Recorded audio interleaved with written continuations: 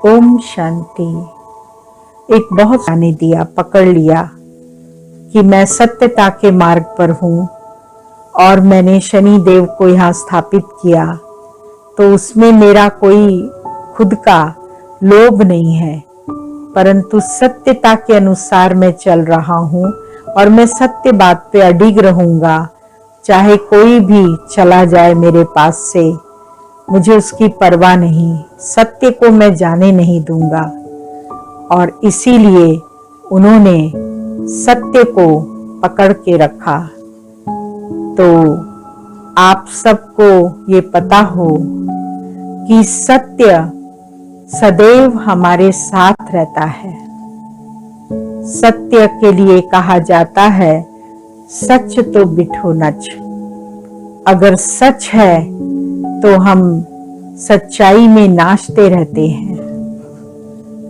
जब मीरा को कृष्ण का साक्षात्कार हो गया और उसे ये पता चल गया कि यही मेरा प्रीतम है, मेरा साजन है, तो उस सत्यता के अनुसार उसके पांव थिरकने लग गए।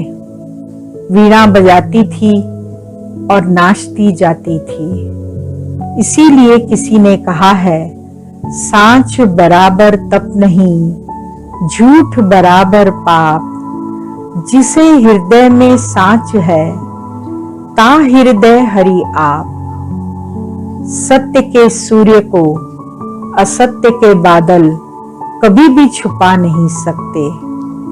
इसीलिए ईश्वर के लिए भी कहा जाता है सत्यम शिवम सुंदरम। सत्य परमात्मा जो सुंदर है, कल्याणकारी है। शिव का मतलब ही होता है कल्याणकारी।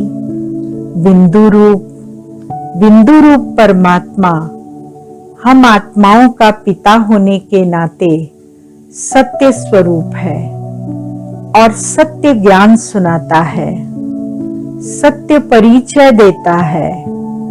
इसीलिए उस परमात्मा पिता के साथ हमको संबंध जोड़कर रखना है। इसी पर मुझे एक छोटी सी कहानी याद आती है कि एक गांव के अंदर पहले से ही किसी महात्मा के गीता के प्रवचन चल रहे थे। बहुत भीड़ आती थी उनके पास।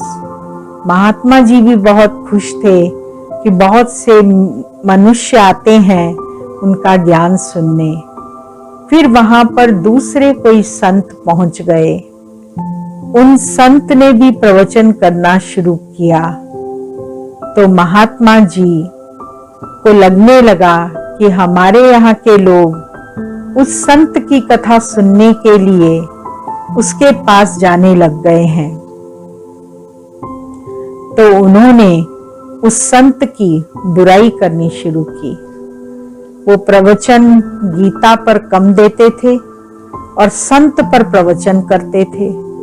उसको बुरा भला कहते थे, उसकी बुराई करते थे। तो एक दिन उस संत के शिष्य ने उनसे कहा, महाराज वो संत इतनी आपकी बुराई कर रहा है, आप उसको कुछ भी नहीं बोलते हैं।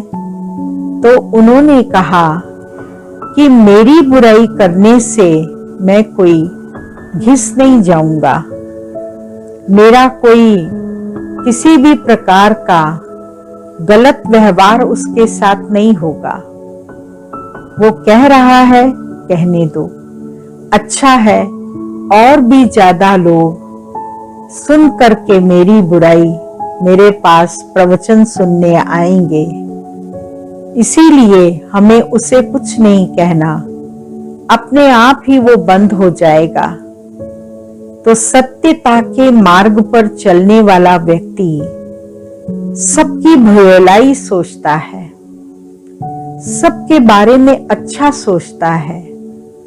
वो कभी किसी की बुराई नहीं करता। वो कभी किसी के लिए ये नहीं